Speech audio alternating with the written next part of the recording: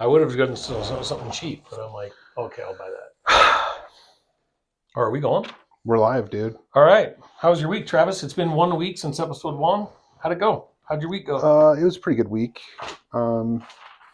I realized that I probably need to set some goals, Ooh, but then I kind of chickened out, and I haven't done them yet. So I think there's some resistance going on.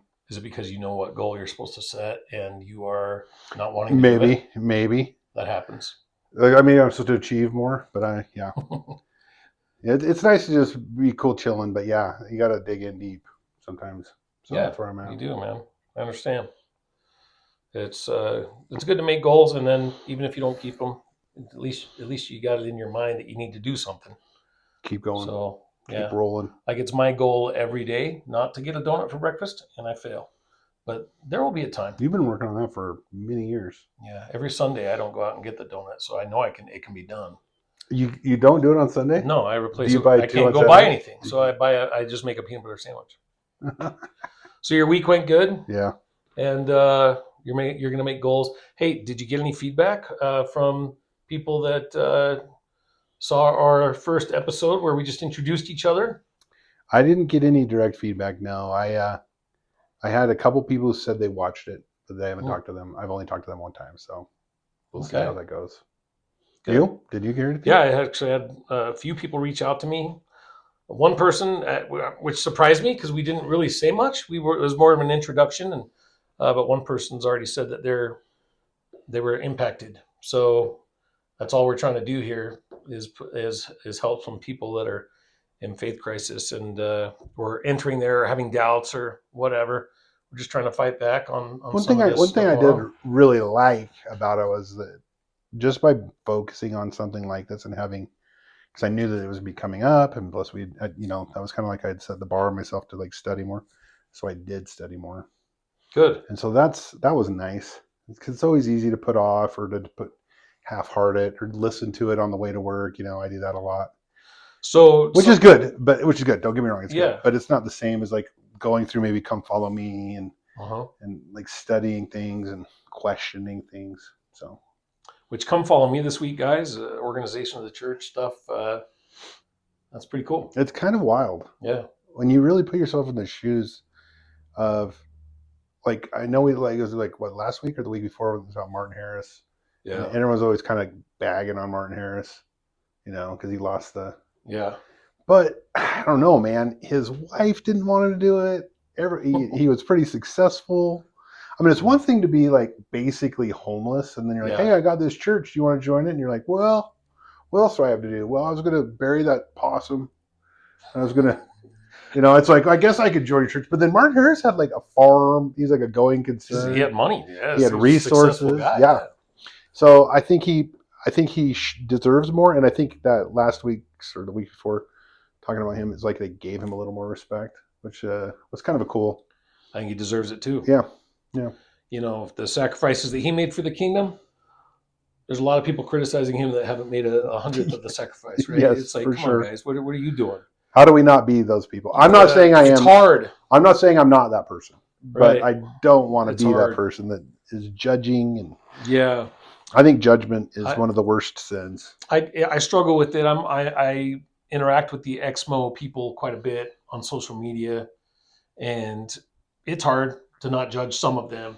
Most of them, like I've told you guys, if you're in a sincere place of doubt and struggling with your faith, I have nothing but compassion for you, and I know what that's like, and it's a very painful, confusing place to be. It's why I wanted us to do this podcast, because I know there's people out there that are just drowning right now with a lot of this stuff that's going around, and so my heart goes out. But the guys that get really nasty and that knowingly share falsehoods and really think they're justified because they're doing what they think is some greater good by destroying other people's faith, it's hard for me not to judge them. So I'm working on that. I'm trying to go from a place of compassion with them too. It's funny, it just comes into my mind, Lehi, and Lehi's dream, right? The fruit tasted so good, the first thing he wanted to do was share it. And I'm wondering if some of these people in this, faux righteous indignation feel like, I need to share that I've been deceived, and so they really get fight. I don't know. Maybe I can look There at could being be more altruism out there. I mean, some of it, right? yeah, I think some of it. I would say too, some of the comments back with like the one. I think if you're a, let's say, active LDS, I don't Mm-hmm. know, you're a Mo, not an ex-Mo. Mm-hmm. Don't be the Mo that's like, why does all these ex-Mos make it their whole personality? It's like, all right, people have already made that point. Move to some other point that's about the Yeah. doctrine. They they made it their whole personality because A, their feelings are hurt, or they feel like they were tricked, or it's popular, or maybe they are just seeking attention. Some of those things. It's hard to know. All those things. It's It's like hard to just know. focus on love and patience and kindness because that's the point of the gospel, right? Yeah. Yeah, that's true. Um, so what we want to get into this week is introducing new material to many of you. This podcast isn't for the highly intellectual historian experts and debating me on history and all that kind of stuff. It's for people who don't know what's been going on in the history department of the LDS Church for decades, and it's for people that don't know who a lot of these experts are. Okay, and so we're going to expose a lot of stuff, and I don't want to get into fights with intellectuals. Don't message me. Don't try to prove me wrong on things. I mean, you can't. I mean, you're not going to. It's like people. We touched a little bit last week about people debating politics. No one's winning these arguments. Like, even if you're right 100 times over, this guy doesn't care. And so I don't want to get into that with these highly intellectual historians who confuse historian with scientist. None of the history that you're being taught from either movement, the LDS side or the anti side, has been proven by the scientific method. The reality is, and we're going to touch into a lot of this. Our own church doesn't know a lot of points of history. They're just going off of what the people in their history departments have fed them. And what I'm going to introduce to a lot of you today might be shocking to some people. I know I've shared this with people. Again, I think I've mentioned in the last podcast, I've met with dozens of college age kids mostly, and some more, experienced adults that have been going through questions and things like that. They've referred quite a few people into me, and a lot of them just didn't know a lot of this history, didn't know any of this, and so we're just going to talk about that. Okay, about we're going to start in a place that might not make a lot of sense in the end, and I don't even mean in the end of this episode, but in the end of the episodes discussing these historians and who they all are. This is all going to come together the way we approach this. So let's just dive into this. You've probably heard of Mark Hoffman. Where is he? Do you know where he is right now? He was at the point of the mountain, right? Now he's wherever they moved the people that were I at the believe point of he's the in Gunnison State Prison. Gunnison. Okay. A little bit about Mark Hoffman, guys. I remember my dad talking about this stuff back in the 80s, overhearing him talk to my stepmom about the salamander letter. Do you know what the salamander letter was? Yes. This Hoffman guy, who was an expert forger, created these fake documents. He presented this salamander letter to the church, and he made a name for himself very quickly amongst these people that were into historical documents and all of these things.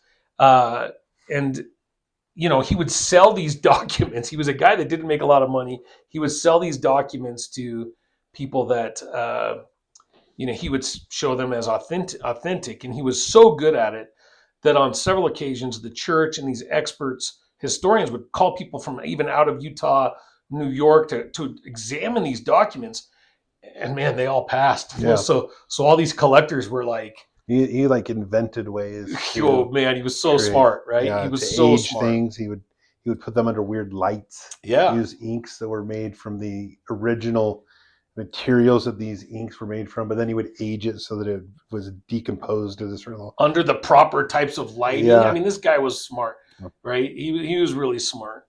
The papers, like how he would make the papers the same and all this stuff, crazy stuff.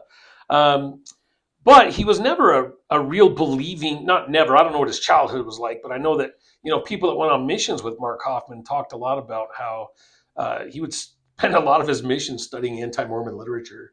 One guy that I think was his companion, one of his companions, or somebody that served with him in church after his mission had said that Mark Hoffman had confided in him the great respect he had for Joseph Smith was that he was the greatest con man that he thinks ever lived, that he came up with this amazing, elaborate lie, Which I will say, either the church is true. Oh, yeah. Or that is true. Yeah, right. Because it's pretty amazing. He Yeah. has a pretty good track record with some of his guesses about civilizations in South America.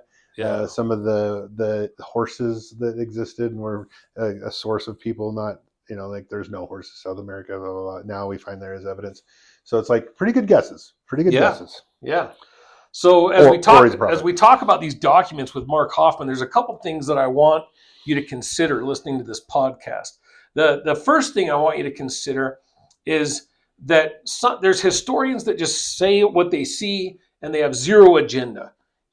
Much like don't want to get too into politics, but a climate scientist who's like, no, this is data and that's it. There's no proof of global warming. There's no proof that man causes this. There's evidence here. There's those scientists. And then there's scientists that are funded to say, you're all going to die if we don't start eating bugs.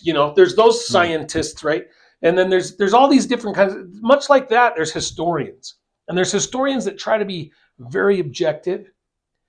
And I want you to look at the fact that there's historians who, and look in your own life here and see if you've done this in your own life, recalling your own history from your childhood or when you're dating your wife or whatever, right?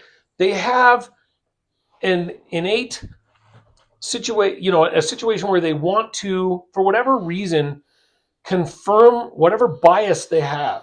So in other words, they're looking through these same historical documents and they're wanting to believe certain aspects of this one and that. Why?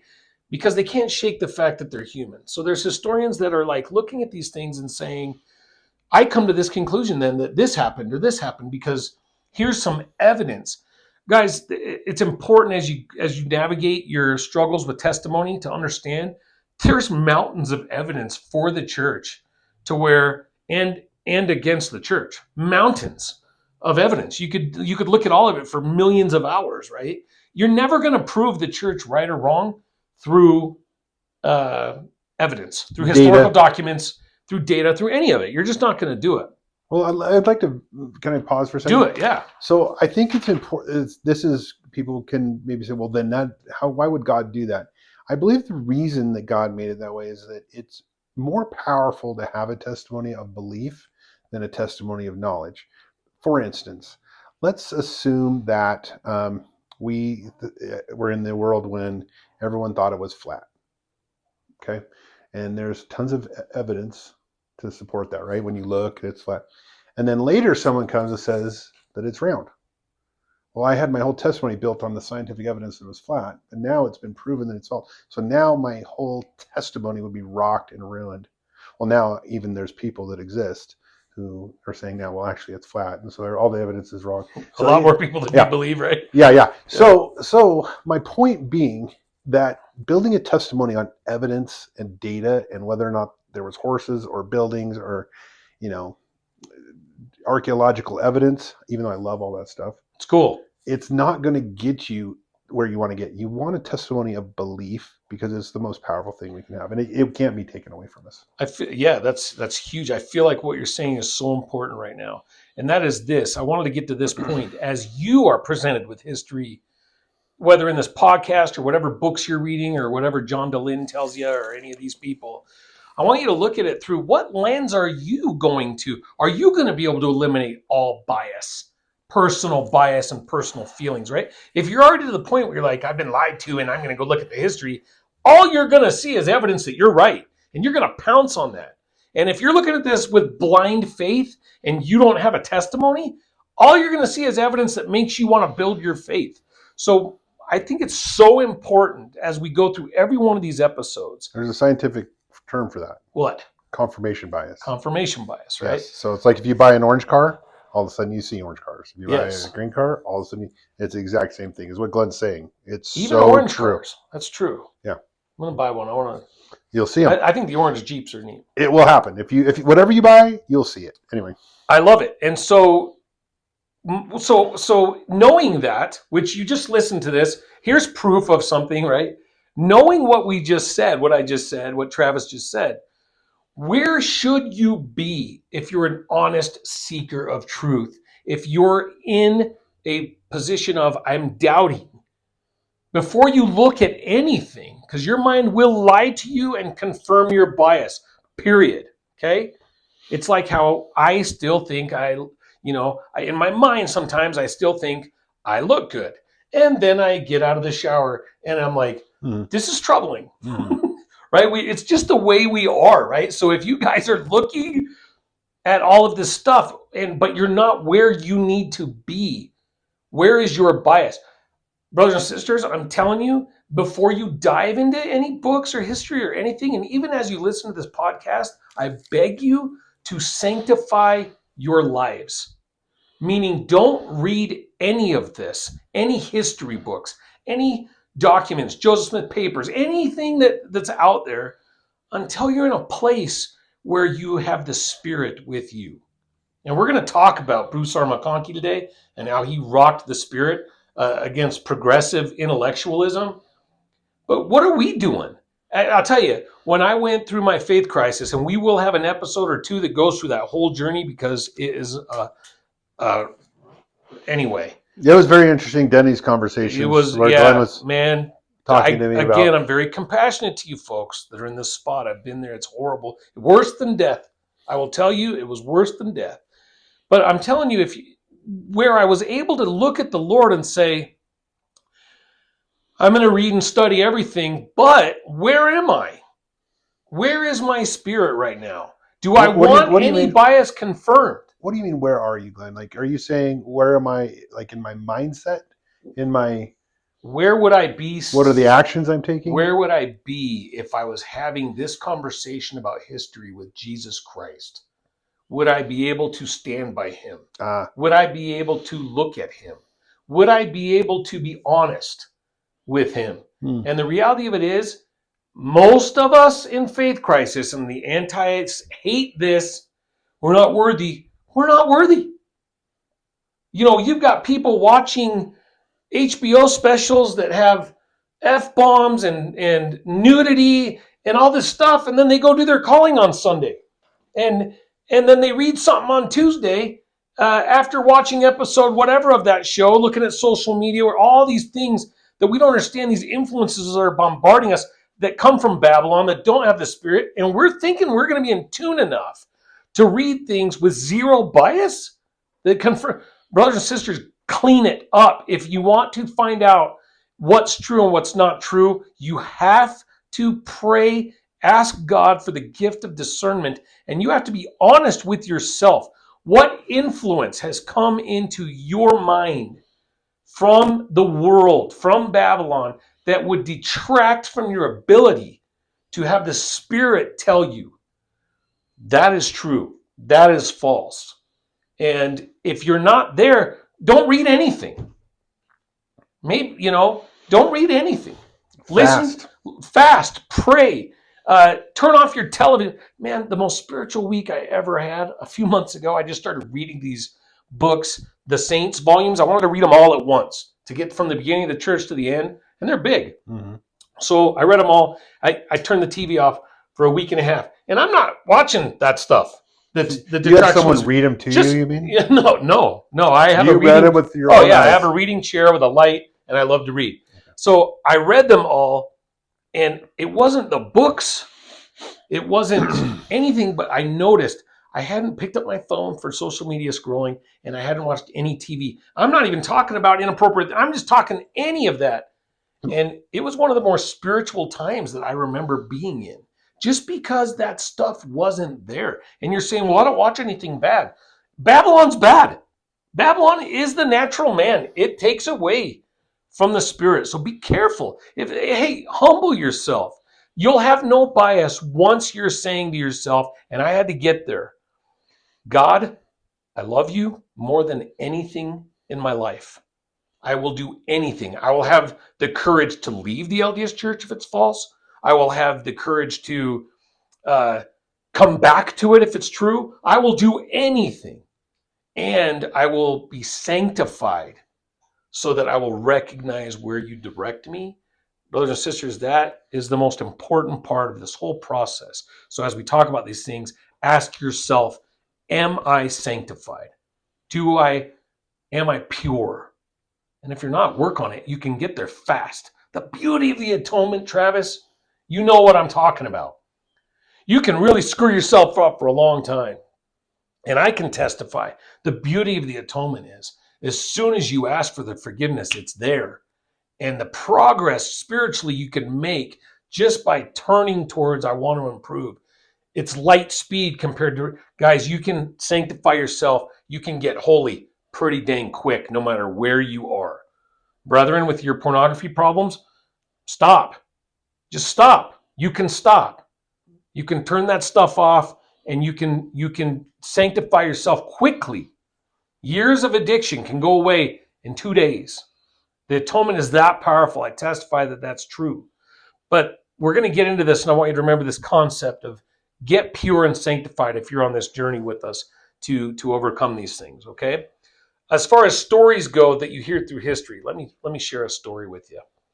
Travis, I want you to imagine this. This is a true story, a hypothetical story, okay? There's a guy that comes and he tells you this story. He says, Travis, my name's, I don't know, we need a cool name. Anyway, Timmy, okay?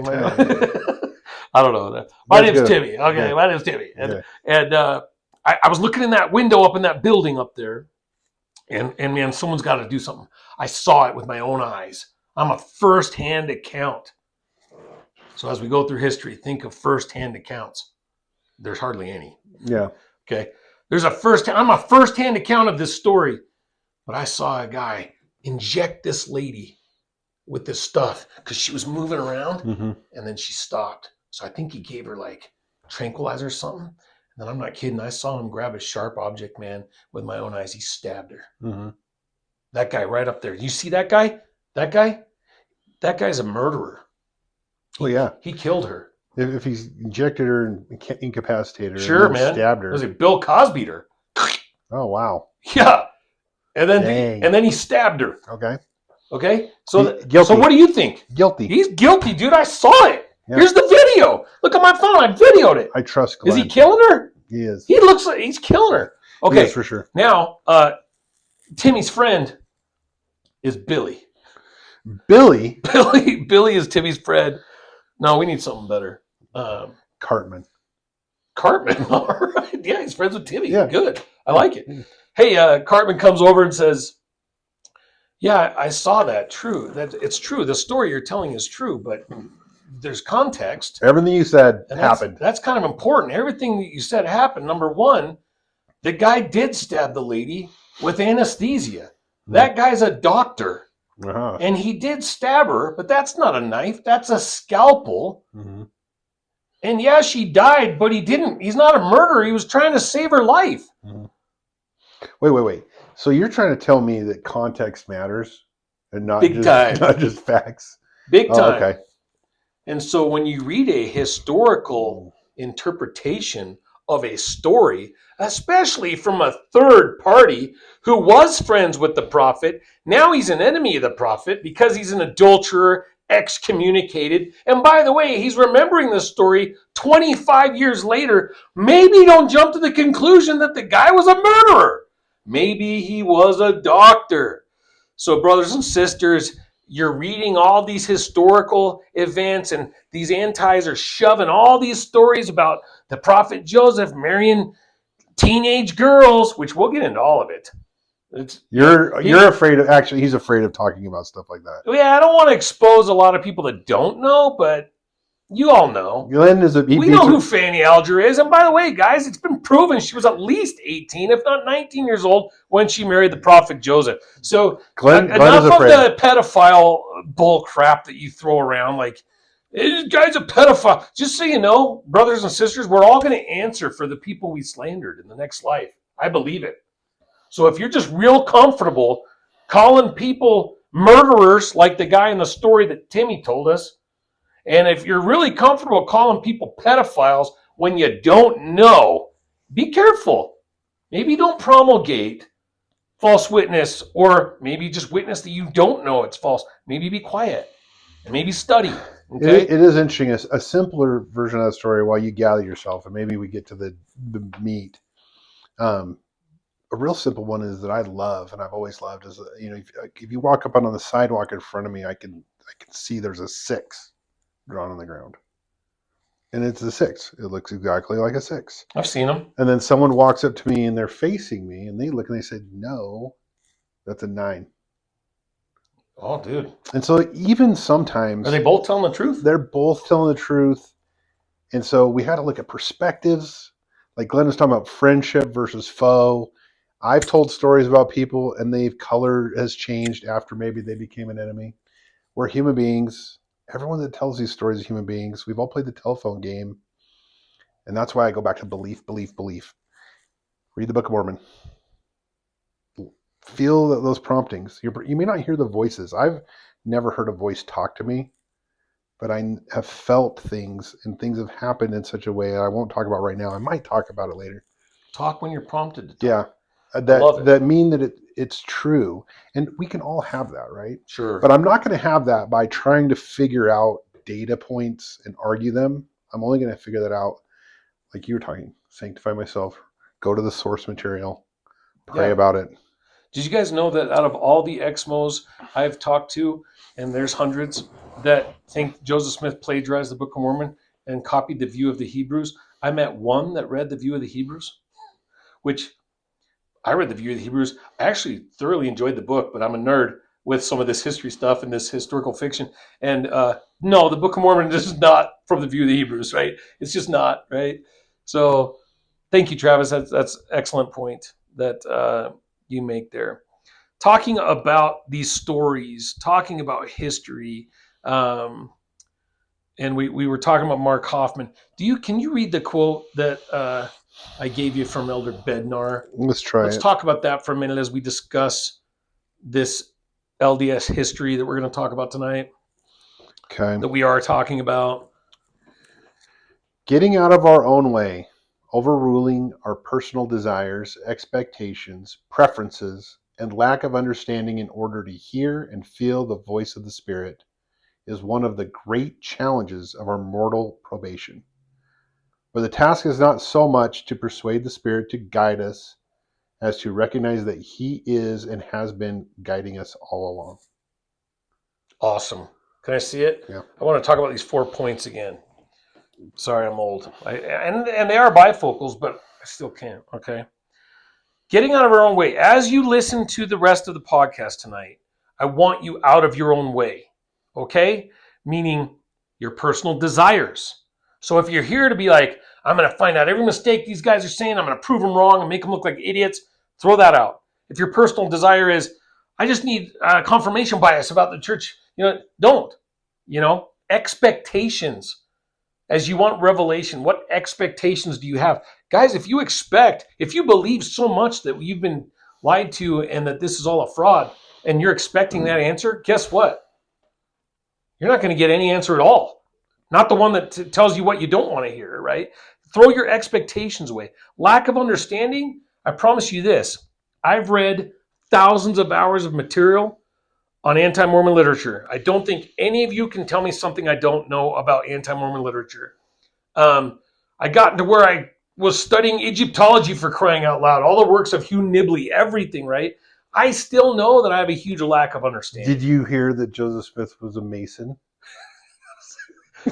No. Yeah. Wow. Can you believe it? Oh, wow. Yeah. I thought he was a gold digger. Nope. How do I turn that on?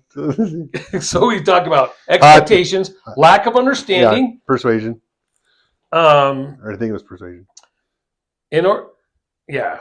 Personal desires, expectations, preferences. And lack of understanding. Preferences. Throw that all away, okay? Just throw it away and start like a new bottle. Yeah. Receiving, wine. So, excellent. Thank you. what we are talking about Mark Hoffman now. Okay, we're talking about these documents, and you're like, Glenn, why are you talking about those? Those aren't even real. We already know those are fraudulent documents. Because, guys, for my dad, it was a bit of a faith crisis for him because, hey, the prophet did not know. Were you and your dad? Was your dad at this time? Was he in Utah when that happened? We lived in Cleveland, Ohio. That's interesting that it affected him because I was in Oregon, and not to distract you much, but I remember I had family in Utah, and it seemed to affect them more because it was all happening in Utah. They all probably knew somebody that was involved in right. it. They're probably like, how much did you pay for that document? Did you have Uncle Jebediah? Yeah. He spent $300,000. This is back when you could get a new Honda Civic for $9,000, and you dropped what on a document? Yeah, and our church barely had a couple $100 million back then. Yeah, we were poor. Yeah. So it was big. Yeah, man. I mean, it was crazy. This Mark Hoffman stuff was crazy. But guys, what happened? I'm gonna share a couple of things regarding this. Why I'm talking to you guys about Mark Hoffman. Okay. I just have some notes. Well, give us an overview, Glenn. Like, what level of church leadership was he talking to? It wasn't really leadership at the beginning. It was more just historians and respected Mormon academia. So it was kind of like the intelligentsia of the Mormon community. So like people that wouldn't necessarily be recognized by name, but they were known by those people, and they were the ones that would come to the maybe parties or the skybox at BYU or whatever. You can trace it to probably the most common name you've heard of now of this. Okay, the historians, guys. There's two types of historians that we're going to discuss. The traditionalists, or what we would call the conservative historians. Those were people like Bruce R. McConkie, Ezra Taft Benson, right? And then you had what they called the New Mormon History, being written by progressive, not talking about politics, guys, progressive liberal Mormonism.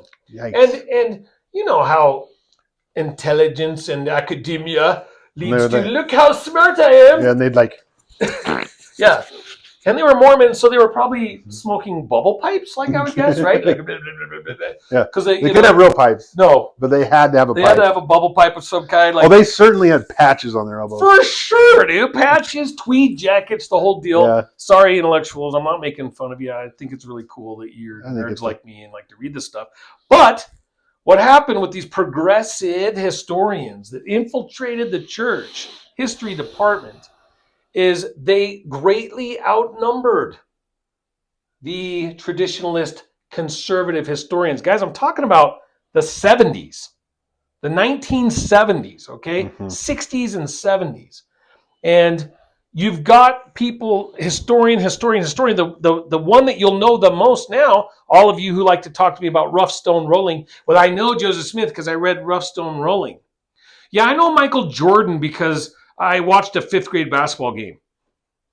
There you go. Same apples to apples there. Well, okay. Even the analogy is like I kind of watched Michael Jordan's documentary, which probably wouldn't be very sanctifying, but watching it, I changed my opinion about him. But, even if I'm being honest, that was somebody's opinion of Michael Jordan. Sure, right? I'm sure none of us really know him. Yeah, I don't know him, but he's a jerk. Sure. And a lot of people think he's a jerk now from watching that. And is he? I don't know. Probably. I don't know Michael. Yeah, I'm not going to call him one. Not to his face for sure. But no. Maybe I'll tweet it. Maybe. So you've got Richard Bushman that you've all heard of. Guys, he is along this line. It goes up through a guy you're going to hear me talk a lot about over the next few weeks, Leonard Arrington, the head of the LDS Church History Department, a New Mormon historian. A really good guy, actually, though. I mean, from what I've read, I've tried getting access to his journals. I can't find all of them. So this guy, after he died, told his family to seal his journals until all the people that he had discussed in his journals were dead. General authorities, very respectful thing to do. But just so you are aware, brothers and sisters, a lot of ammo used to destroy your faith was found in the history books of our church by progressive liberal historians. You mean placed in our history? Placed in our history books. You still have stuff in the saints' books And people have told me, don't say that. You might be wrong. Fine. There is stuff in the saints' books that is put to us as fact that is not fact. Once you get, no one wants to spend the thousands of hours you don't have to. The point is, there's history that the church has trusted their own department and shared that is not true. Okay, I'm not going to say that. That might not be true. Sure. That there's no evidence for. And so this Leonard Arrington guy, let me tell you a little bit about him. Very liberal. He was part of this new church, New Mormon History group. And I'm bringing them up as I talk about this Mark Hoffman guy for a reason. That is, these guys, one of these professors that was right under Arrington as a supervisor at BYU, was one of these guys who was ripping on the church and trying to rewrite the history because of the Mark Hoffman documents. And so I'm not talking about the Salamander letter anymore. I'm talking about not just the Salamander. I'm talking about the Salamander letter. But then there was another one, the blessing given to Joseph Smith III by Joseph Smith. And I'm really sorry if you guys are getting bored by this, but you got to understand the progressive liberals, Mormons who wanted to rewrite our history, who have pretty successfully rewritten our history, they were all over these Hoffman documents. They loved them. Yeah. They were like, see, you guys, you traditionalist conservatives, Joseph Smith really was a money digger. Joseph Smith really did do this. It really became more, because I remember the argument was kind of like, yes, he was, no, he wasn't. And the Salamander letter was kind of like, now the argument is like, well, the people maybe that were pro, I guess still trying to keep their faith was like, he was, but it wasn't all he was doing. And the other people are like, well, he was just a money digger. And it's like, it's more nuanced than that. And how genius of Satan to, instead of making the argument yes or no, to make it so murky, maybe he was. And I think that I think there's even a talk about this, that word if, like, put in front of things like, if Jesus is the Christ, if the atonement is real, and you can be talking without feeling like you're really negating anything, but you're really undermining all of it. And you really can't. That's good, man. That wishy-washy stuff, if that's the F word. Yeah. If. It's on the end. Okay, for those of you. Mm-hmm. Yeah. I get it. Yeah. So I like it. And these documents at this point that I'm talking about had not been proven false yet. So you've got Gordon B. Hinckley, who's been shown these documents. You got prophets who have been like, okay, they look legit. Yeah. All these people that have crossed these documents as legit.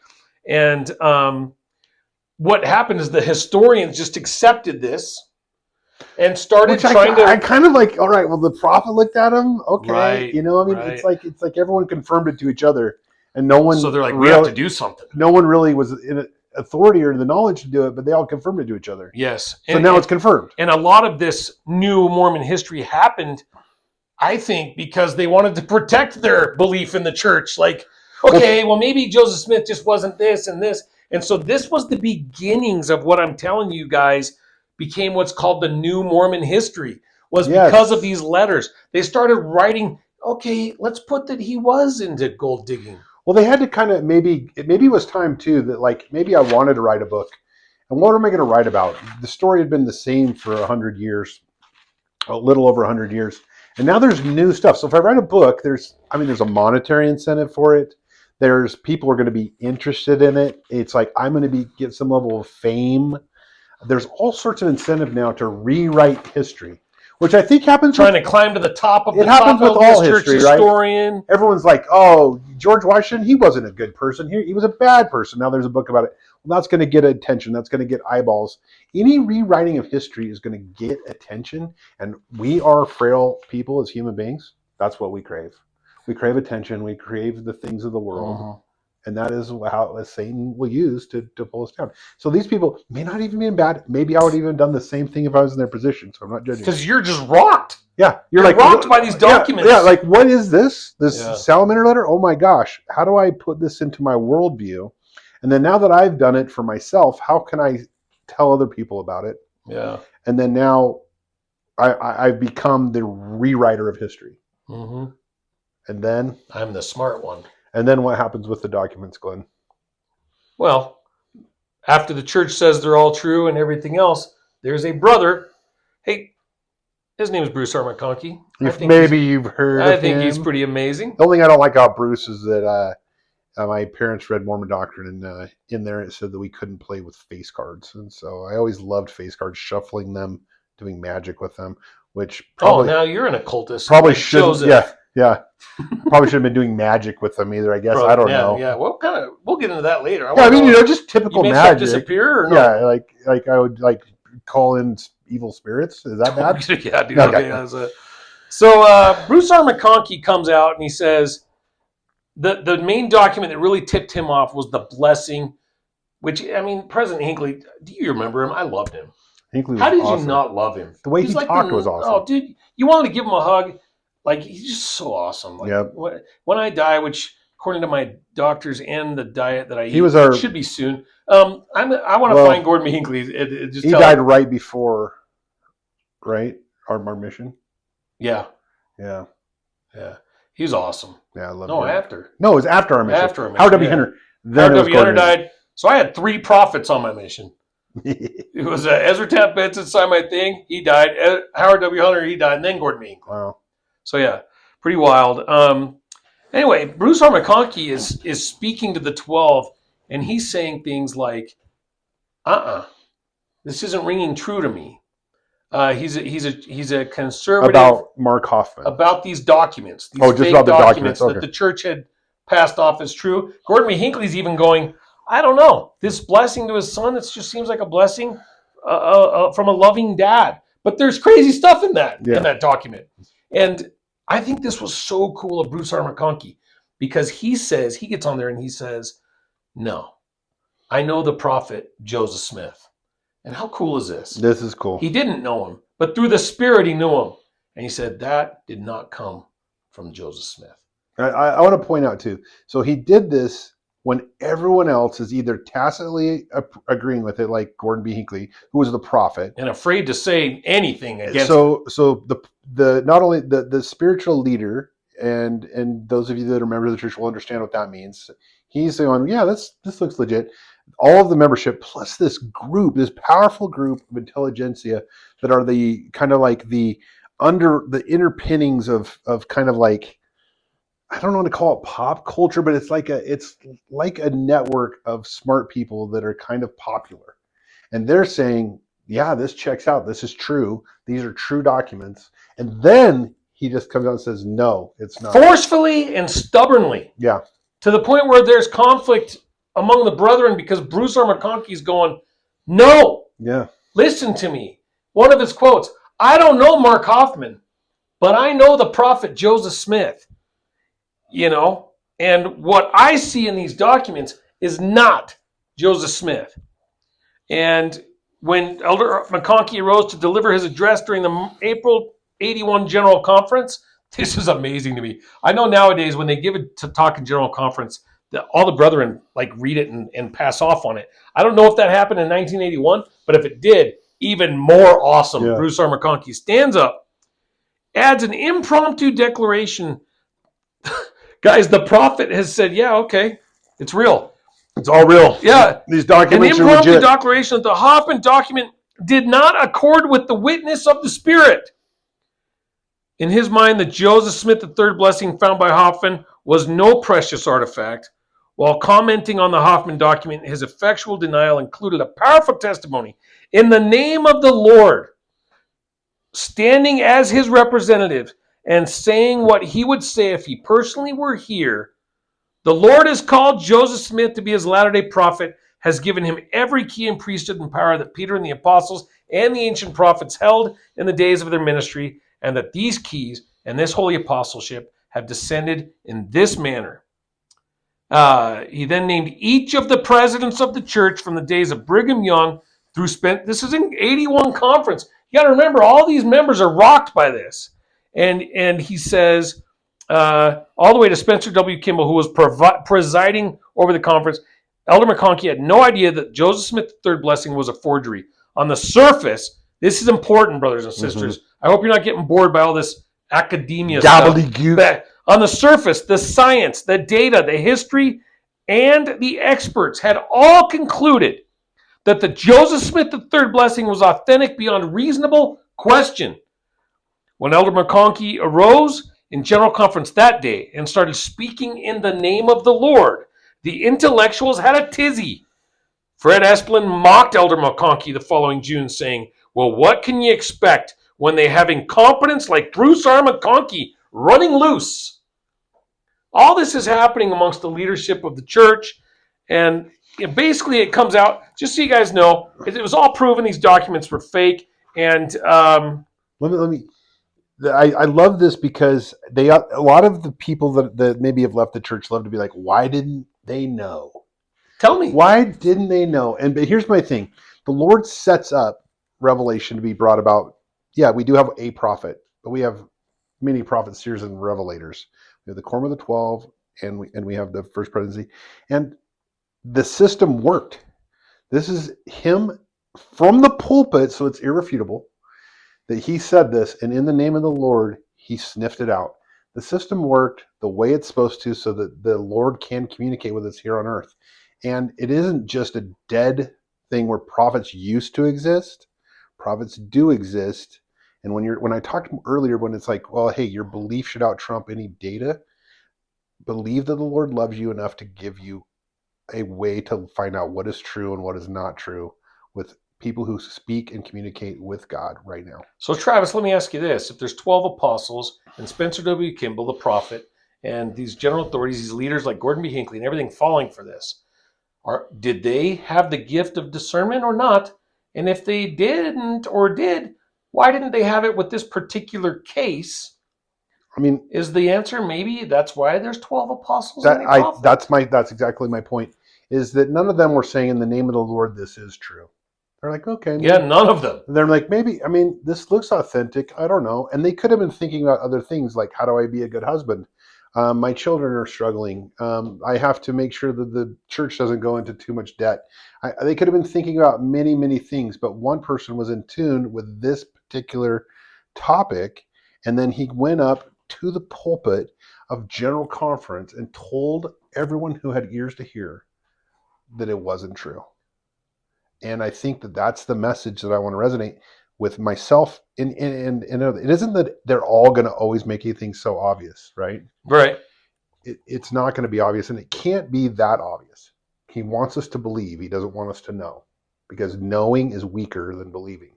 And so we have to continuously be tuning our own selves, sanctifying ourselves, like you said, so that when Bruce R. McConkie or whoever it is next time gets up to the church, we watch all of the talks. And I know I fall asleep during some of them because it's the best naps ever. But that's my personal battle. But when we watch General Conference and we take away and we ask our family, and what did you like? What did you like? And we think about the things that we like that resonated for us, then we're getting our own personal revelation so that we can know what's true. And that's what happened here. Bruce R. McConkie was the system worked. Yeah, was the bulwark. It was a prophet, an apostle who's like, no. Yeah. So I want you to stop and think about what you're saying. The antis love this.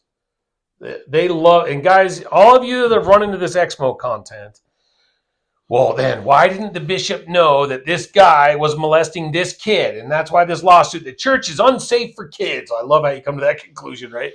So relative to what? Yeah, relative to, right? Yeah. So you get into all this stuff. Well, why didn't they know? If the fruits of the Spirit are the discernment, are you telling me that they don't have the Spirit? Hey, dude, maybe that day the bishop didn't. Maybe he woke up and fought with his wife that day. And maybe he didn't have it that, dude. I don't know. But the point is, why do we put these people in a position? You antis love to do this. First off, no prophet ever said, we're just like Joseph Smith. It's actually the opposite. If you read what all the prophets have said, they've said, in this dispensation there has been and probably never will be a prophet like Joseph Smith. We are not Joseph Smith. We don't get revelations 15 times a day. The prophets have actually come out and said, almost every revelation we need, we've had through the prophet Joseph Smith. And as we need to make changes here and there, we will have those revelations. Now, the antis love to pounce on this, and this is a problem with some of you questioning your faith. Well, then why didn't they know this? Why didn't they know that? These aren't fortune tellers. That's not what a prophet does. They wanted to be like Biff from Back to the Sure, Future. Be dude, they do. like which sports gamble should I make? Right. Ezra F. Right. Benson. Yeah. Why didn't Spencer W. Kimball know? Yeah. First off, the guy was so busy running a church, he probably didn't care. You're talking about a man who knew to his core that Joseph was a prophet.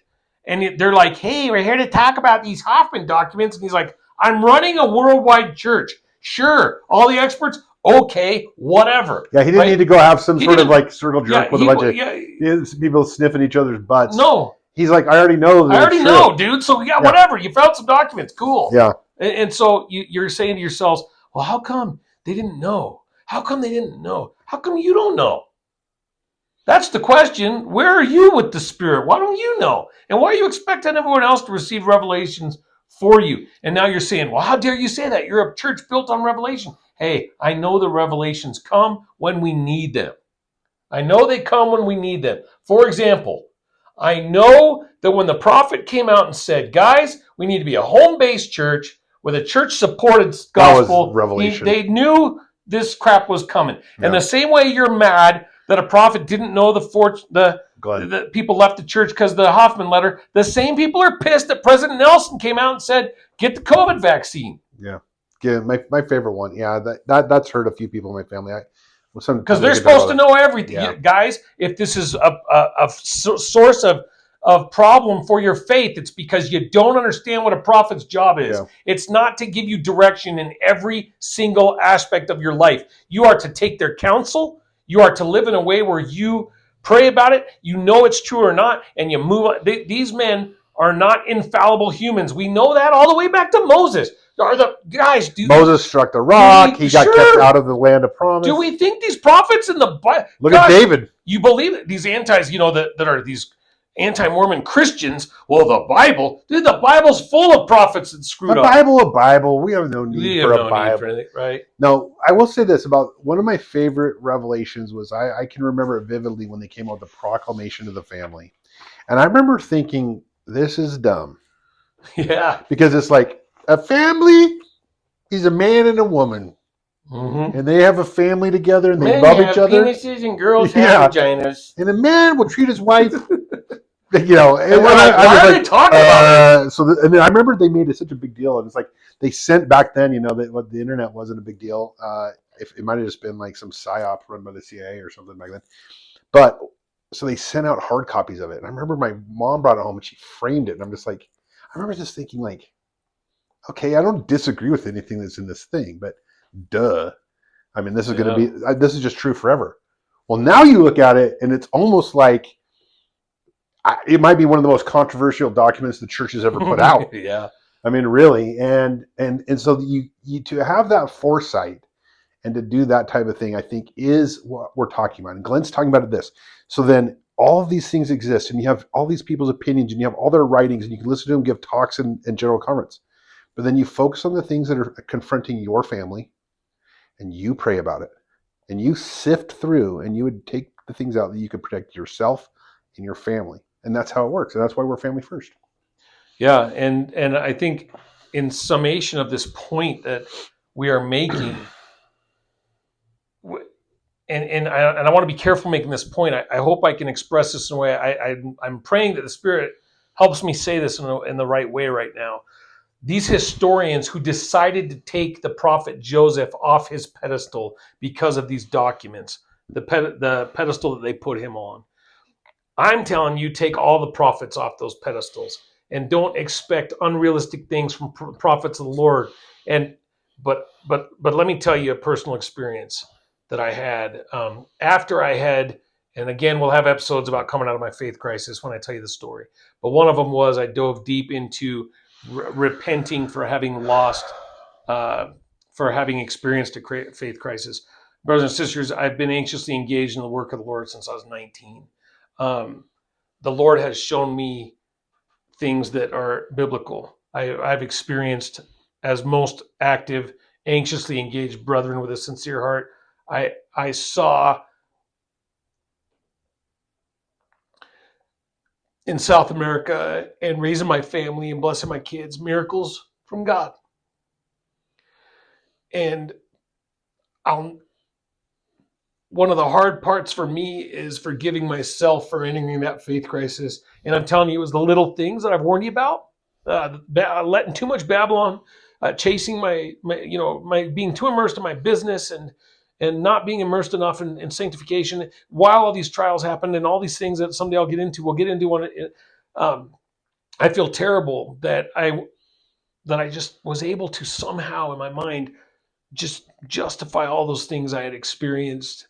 Um, but Discount them, right? discounted them and man, yeah, justify I'm sorry, yeah, that's not the right word. Discounted them like written them off as coincidences Yeah, and like, things oh, like this. that wasn't the Maybe it's Lord. not how I remembered it. Yeah. Maybe it was a scalpel. Yeah, maybe it was. Maybe it was injected the anesthesia. And you start doing these things to yourself. And anyway, I'm on an airplane. Again, this is after coming out of it. I'm on an airplane coming back from a spring break, and I'm reading an affidavit. I'd read all these affidavits from Elastus Hurlbut and John Bennett, the enemies of the church. Again, a lot of this anti-Mormon stuff comes from those guys seeking affidavits to use against the church. Again, decades after they even knew Joseph. When you say seeking affidavits, I want to explain to people because I had to kind of like, they're going to people after the fact to try decades later, going to Palmyra and trying to talk to people and say, what do you remember? And we all know that there's different ways to ask questions. You can lead the witness, you can do all these things. And so these men hated Joseph Smith, they hated the church, and they went and sought affidavits to prove the church wasn't true. And Hurlbut had sworn he would kill the prophet if you ever saw him again. Yeah. And John Bennett was an adulterous, rapist, terrible man too. Again, you antis have used it, but Joseph made him the mayor. He didn't have the discernment. Whatever, you guys. Anyway, I'm not going to get into all that. But the point of the matter is, you get to where I'm reading all these things, and then I start looking at all these affidavits that I had downloaded of people that knew the prophet firsthand. And I'm on the plane coming home. And in my mind, guys, after all the history and everything I'd read, I had taken Joseph off a pedestal. Mm. And I had said, he was just an imperfect man like the rest of us that fulfilled his calling, and I will honor and respect him for that. And that's where I had come as far as where I was thinking of the prophet Joseph. And I'm reading an affidavit from a friend of the prophet. And he says, the prophet Joseph Smith is one of the greatest and holiest men that have ever walked the earth. And brothers and sisters, the spirit went from my toes all the way to the tip of my head to where I couldn't contain myself. And I'm on an airplane weeping and repenting to my friend Joseph Smith for believing that even part of these horrible things, because there's so much of it, were true. And I think maybe it's time for me to finish tonight. I just want to testify that the prophet Joseph Smith was holy. He's a good man. He was not a treasure seeker. Why don't we believe his own writings? Oh, because there's a Josiah Stoll letter that he was a treasure seeker. Why don't we believe Joseph himself when he says, that's not me, I wasn't this? He was a prophet of God. I know he was. Well, his mother, his brothers, his sisters, everyone that knew him close, like as he grew up, knew what he really was, testified that he was a great man. Yeah. And, you're going to have discrepancies. You're going to have things. I appreciate your testimony tonight, Glenn. Oh, yeah, dude. I told you I'd get vulnerable here. Just so you guys know, this is not comfortable for me, okay? I don't like to do this. But the introduction, this episode tonight is to help you understand where all of this started. It's this progressive movement that started of people wanting to rewrite Mormon history. It was more comfortable for them. We'll get into it. These people started nicknaming prophets and people who would testify with the Spirit, like I just did, mocking prophets of God in our history department, nicknaming them the Holy Ghosters. Go Google the Holy Ghosters. Go Google the Swearing Elders. These are a progressive group of historians who rewrote Mormon history because of affidavits from third parties and second parties and taking things. You have to understand this is the division in the department that before the next episode, we wanted to let you know the foundation of all of these things we're going to talk about that have destroyed people's faith from within our own history departments in the Church of Jesus Christ of Latter-day Saints. Well, okay, we will see you next week. We really appreciate you spending your time with us. We're serious about this. We're imperfect. You can see that I'm drinking caffeine. My grandma would roll over her grave. But more importantly, we do want people that need to hear this to hear it. So, and every podcast says this, but we mean it from the bottom of our heart. Like it. Where do they go, Travis? I've had 4 people now go, where do we go? Yeah, I mean, we probably actually need to write it. Let's get a card that we can put on here, and maybe we'll have our friend Daniel make that for us so that we can share. You can friend me or Travis on Facebook, and we're posting the links. Yes. Yeah, it's the Extra Mo Show, and it's EX space, or no, hyphen TRA hyphen MO show. You should be able to find it that way. But yeah, you can go to Travis Labram on Facebook or Glenn Curtis on Facebook, and we'll be sharing the links there. We're also going to be moving it onto Instagram. And let's see, where do I want to? I'll probably be doing it on TikTok just under my own name. It's on Spotify, but you can't find it yet. So but the links can go to Spotify. If you the algorithm is going to hide it right now. So go ahead and reach out to any of us if you know us, and then we can give you the link to share. And please, if there's somebody in your family, here's the thing. I talked last week about the 5th Sunday lesson I did, where 80% of the room raised their hand. Yeah, we have kids that have left the church. And when I asked if any of them knew why, 2 hands went up. If you have kids that have left the church, if you have kids in faith crisis, just share this. Whether you think they're involved with it or not, I'm here to tell you they are. Yeah. They are. My daughter is struggling because of crap that gets fed to her Instagram and TikTok from these people. And so just share it with them, and we'll be here for that. Also, I get that story. When you told me that story, Glenn, ask them why. Don't be afraid of this stuff. I know that a lot of people are afraid to ask because they don't want to know what the answers are. There is an answer. We're going to talk about all this stuff, and we're not going to prove anything, but you don't have to be afraid that someone will trick you and you don't have the answer when you ask them. Just ask why, let them share with you, and tell them that you love them. Share your testimony and then move on. But when you watch this, like it, share it, subscribe to our channel. Tell us what you think. Yeah. Ask us questions. Yeah, ask us some questions. We'll try to go in and answer some questions, and we'll see you next week. We love you.